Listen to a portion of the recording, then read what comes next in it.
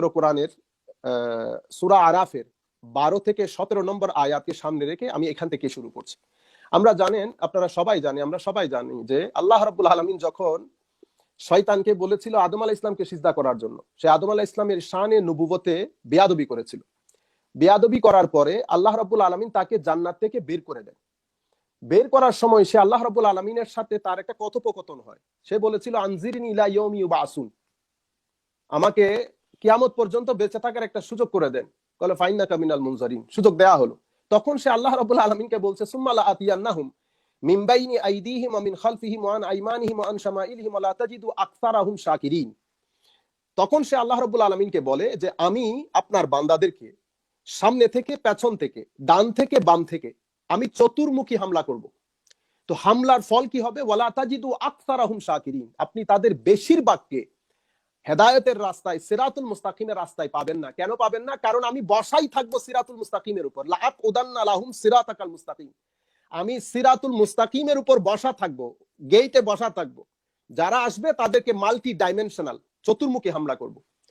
আপনি যদি এই আয়াতের, আমি সম্মানিত শ্রোতাদেরকে বলছি আর কি, যে যাদের কাছে আমরা সবাই এখন ইবনে কাসির পড়ি, তাফসীরের কিতাব পড়ি, অলমোস্ট সমস্ত মুফাসসিরিনে কেরাম এটাই লিখেছেন যে শয়তানের যে সামনে থেকে, পেছন থেকে, ডান থেকে, বাম থেকে যে হামলা, সেই হামলা, সামনের হামলাটা হয় আকীদার উপর, সামনের হামলাটা হয় আকীদার উপর, পিছনের হামলাটা হয় জিনাতে দুনিয়া, অর্থাৎ দুনিয়ার মধ্যে আল্লাহ রাব্বুল আলামিন যে জিনত দান করেছেন, যুয়িনা লিন-নাসি হুব্বুশ শাহাওয়াতি মিনান নিসা ওয়াল বানিন, পবিত্র কোরআনের আয়াত।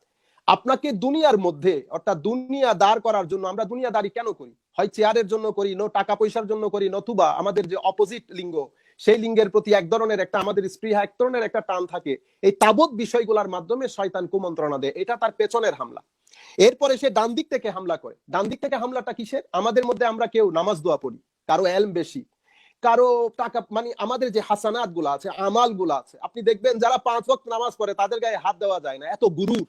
তো শয়তানের ডান দিকের হামলা হচ্ছে মানুষ, সে তখন কোনো মানুষকে আটকাতে পারে না কুমন্ত্রণা দিয়ে, কোনো কারণে, সেটা সোহবতের কারণে হোক, লেখাপড়ার কারণে হোক, আটকাতে না পারলে সেই আমলে সালেহার মধ্যে কুমন্ত্রণা দেয় গুরুরের জন্য, আপনাকে অহংকারী করে তোলে, আপনাকে দাম্ভিক করে তোলে। এটা হচ্ছে ডানের হামলা। বামের হামলাটা হচ্ছে দাওয়াতিল আল মাআসি, অর্থাৎ আপনাকে গুনাহ করার জন্য কুমন্ত্রণা দেওয়া, পুশ করা। এই হচ্ছে শয়তানের মাল্টি ডাইমেনশনাল অ্যাটাক, মানুষকে হেদায়েতের রাস্তা থেকে দূরে সরিয়ে দিতে। প্রত্যেকটা হামলায় আমাদের জন্য ক্ষতিকর, কোনো সন্দেহ নাই। কিন্তু আপনি যদি হামলাগুলোকে যদি অ্যানালাইসিস করেন, বিশ্লেষণ করেন, তো আপনি দেখবেন যে আমাদের ইসলামী শরীয়তের জান, প্রাণ এবং আসল হচ্ছে আকীদা, আমাদের আমলগুলা হচ্ছে ফারা। তাহলে আমরা এই আলোকে আপনাদেরকে এই কথা বলতে পারবো, সম্মানিত শ্রোতা মণ্ডলী, যে শয়তানের সবচেয়ে ডেস্ট্রাকটিভ এবং সবচেয়ে ড্যামেজিং এবং সবচেয়ে আপনি বলতে পারেন ডিভাস্টেটিভ হামলা হচ্ছে যেই হামলাটা আমাদের আকীদার উপর হয়, সেই হামলাটা। এটা আমি আপনাদেরকে কনটেক্সট আকারে, পবিত্র কোরআনের তত্ত্ব আকারে বললাম।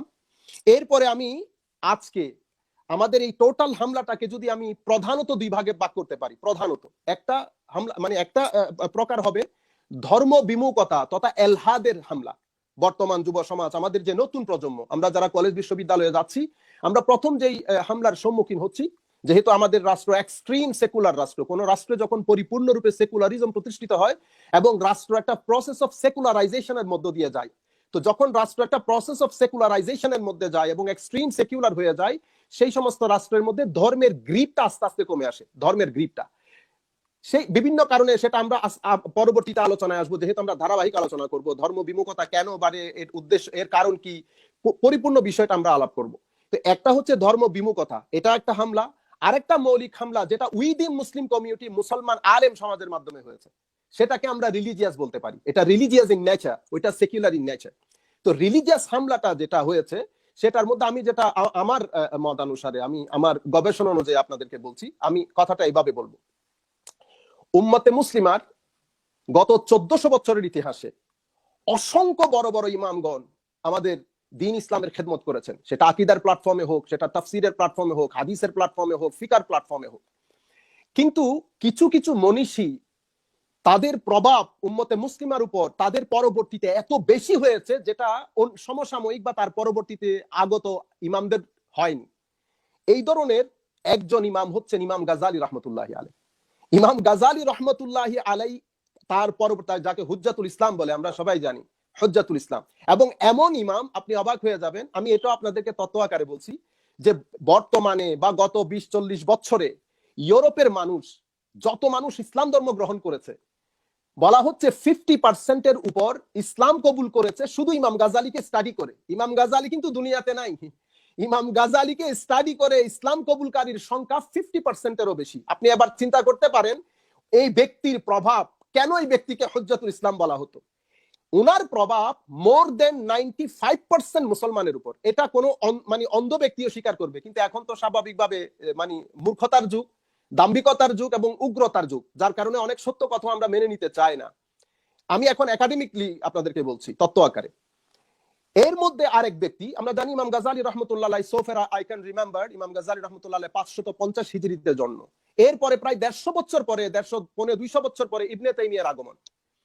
ইবনে তাইমিয়ার ইম্প্যাক্ট আপনি যদি পার্সেন্টেজ আকারে করেন, not more than 5%, not more than 5% as compare to Imam Ghazali.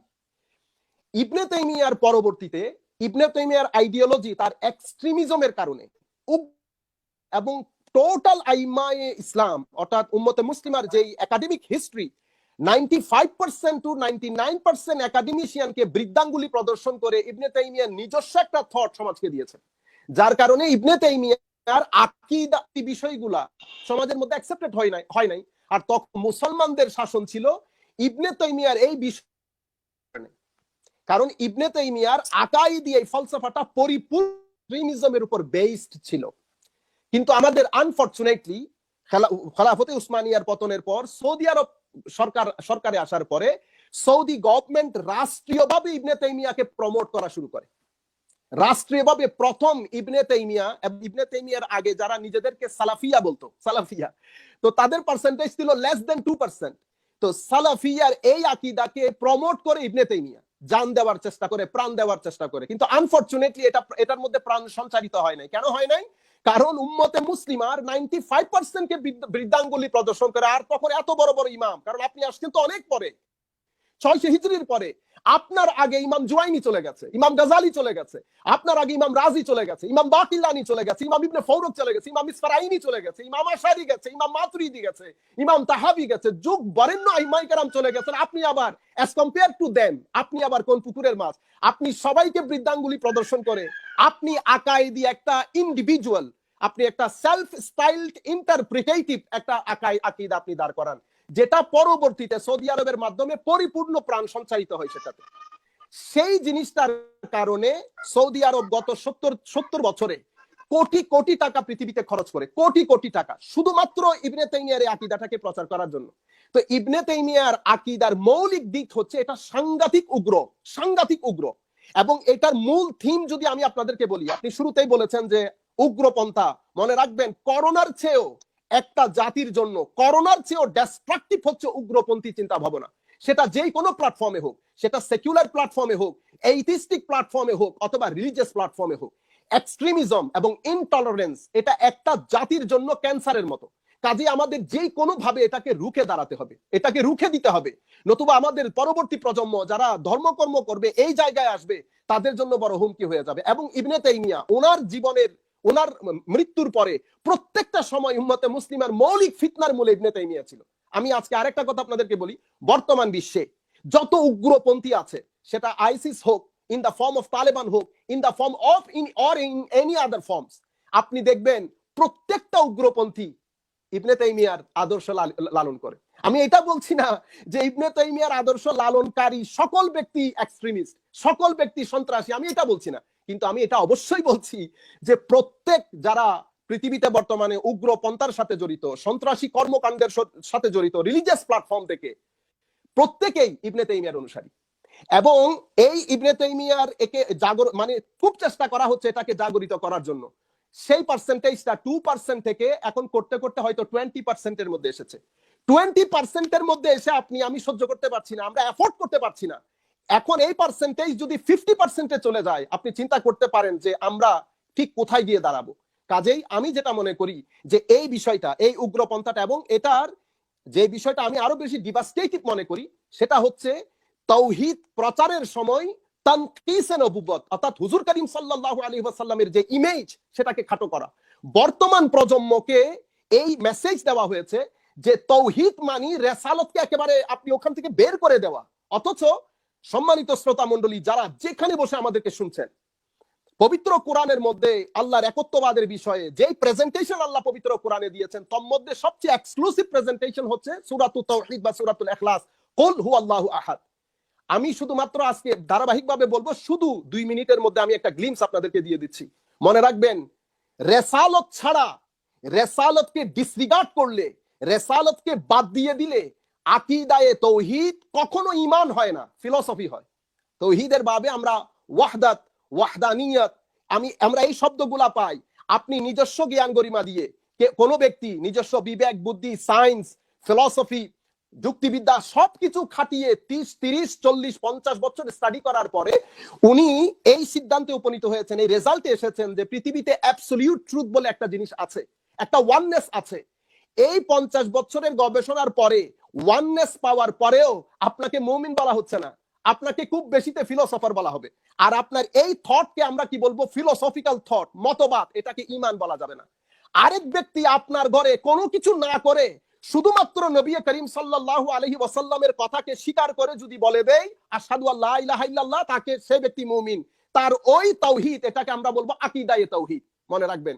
আর এত ইম্পর্টেন্ট আকীদায়ে তাওহীদের ক্ষেত্রে রেসালতের, যার কারণে সূরা ইখলাসকে আল্লাহ শুরুই করেছেন কুল দিয়ে। কুল, আপনি যদি কুলকে বাদ দিয়ে দেন, পবিত্র কোরআনের এই সূরা ইখলাসের মধ্যে আমাদের যে ইউনিটি বা ওয়াননেস অফ আল্লাহ, এটার 7টা স্তম্ভের আল্লাহ বর্ণনা দেন।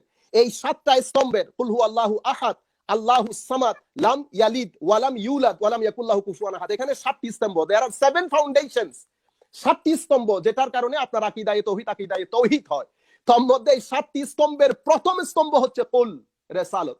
আপনি রেসালতকে বাদ দিয়ে দেবেন, আপনার বাকি আকীদাটা তাওহীদ হবে না, সেটা ফিলোসফি হবে, মতবাদ হবে। ইনশাআল্লাহ যদি পরবর্তীতে কন্টিনিউ করব। ধন্যবাদ সকলকে, ধন্যবাদ আমাদের সম্মানিত সঞ্চালককে। আসলে আপনি